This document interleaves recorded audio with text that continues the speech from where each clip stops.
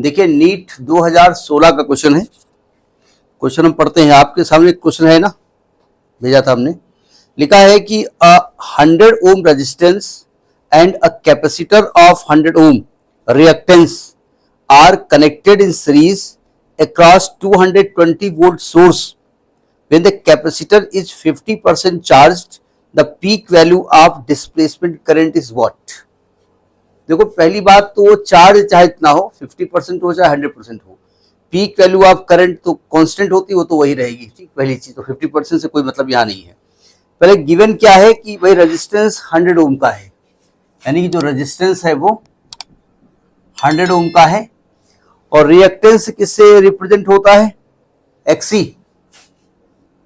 XC जो है वो भी 100 ओम का है, वो भी 100 ओम का है, ये रिएक्टेंस भी 100 ओम का है, और ये 15 नंबर है भाई। लिखा है कि अब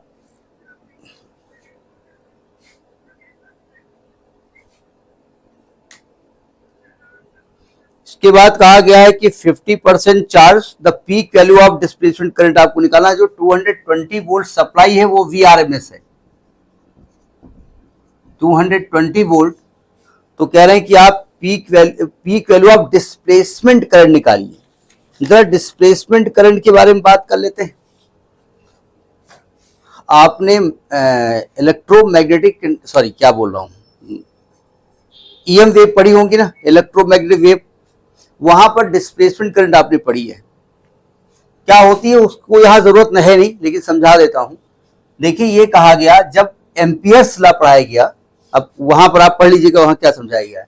एम्पियर्स लॉ पढ़ाया गया तो वहां का एम्पियर्स आपने जो बताया वो लॉ, तो उसमें जब एम्पियर्स लॉ के लिए जब कैपेसिटर यूज किया गया, यहां पर कैपेसिटर यूज किया गया यहां पर, तो ये कहा गया भाई कैपेसिटर अगर यूज करेंगे तो करंट यहां फ्लो नहीं होगी, तो एम्पियर्स लॉ फेल हो गया। एम्पियर्स लॉ क्या था? Close integral of B dot DL is equal to mu naught times of I, यही था ना। ठीक है, तो मैक्सवेल साहब ने कहा कि भाई ऐसा है कि जो I है ना, ये तो अधूरा है, अगर हम कैपेसिटर लगा देंगे तो करंट यहां फ्लो नहीं होगी, क्योंकि कैपेसिटर रोक देगा उस करंट को। ठीक है, तो मैक्सवेल साहब ने एक एक्सपेरिमेंट किया, सर ध्यान समझिएगा। जब यहां करंट फ्लो हो रही थी तो उन्होंने यहां एक मैग्नेटिक नीडल लगा दी, और देखा ये मैग्नेटिक नीडल में डिफ्लेक्शन हो गया, क्योंकि जब करंट फ्लो होती है तो करंट के चारों ओर एक मैग्नेटिक फील्ड क्रिएट हो जाता, हम जानते हैं।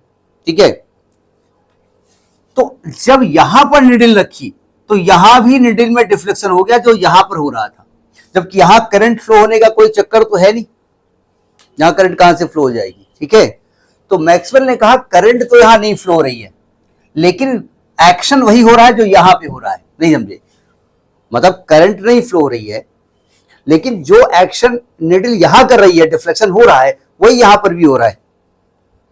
तो उन्होंने कहा इसका मतलब वो in displacement of this current any other type of current is there, जिसका नाम दिया उन्होंने डिस्प्लेसमेंट करंट। ठीक है, तो बाहर जो करंट है उसको कहा गया कंडक्शन करंट, और अंदर जो करंट है उसको कहा गया डिस्प्लेसमेंट करंट।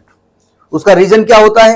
उन्होंने कहा एक्चुअली हुआ यूं है, जब उसको हमने चार्ज किया था ना, तो यहां पर पहले पॉजिटिव प्लेट रही होगी, ये नेगेटिव रही होगी, एक इलेक्ट्रिक फील्ड क्रिएट हुआ होगा। ठीक है, इसके बाद ये इलेक्ट्रिक फील्ड वेरी कर रहा था, इसके बाद थोड़ी देर बाद क्या हुआ होगा, ये प्लेट पॉजिटिव हुई, ये नेगेटिव हो गई, तो इलेक्ट्रिक फील्ड चेंज हो गया।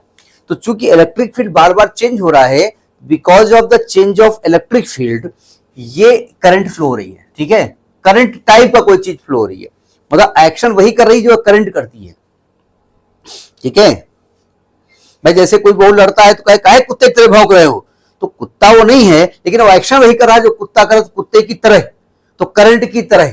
ठीक है, तो उन्होंने कहा भाई इसका मतलब क्या दो करंट होंगी? उन्होंने कहा नहीं, बाहर कंडक्शन करंट है, डिस्प्लेसमेंट करंट जीरो है, और अंदर डिस्प्लेसमेंट करंट है, कंडक्शन करंट जीरो है। तो मतलब हम निकालेंगे कंडक्शन करंट बाहर वाली, और निकल आएगी अंदर वाली। समझ में आ गई डिस्प्लेसमेंट करंट क्या होती है? उसकी वैल्यू हमने निकाले नहीं जा रहे हैं। अब आप कहेंगे, आप बता रहे हो डिस्प्लेसमेंट करंट है चेंज ऑफ इलेक्ट्रिक फील्ड, तो भैया चेंज ऑफ इलेक्ट्रिक फील्ड है जरूर, लेकिन अब मजबूरी मेरे पास जो वैल्यू गिवन है उसी से तो निकालना पड़ेगा ना।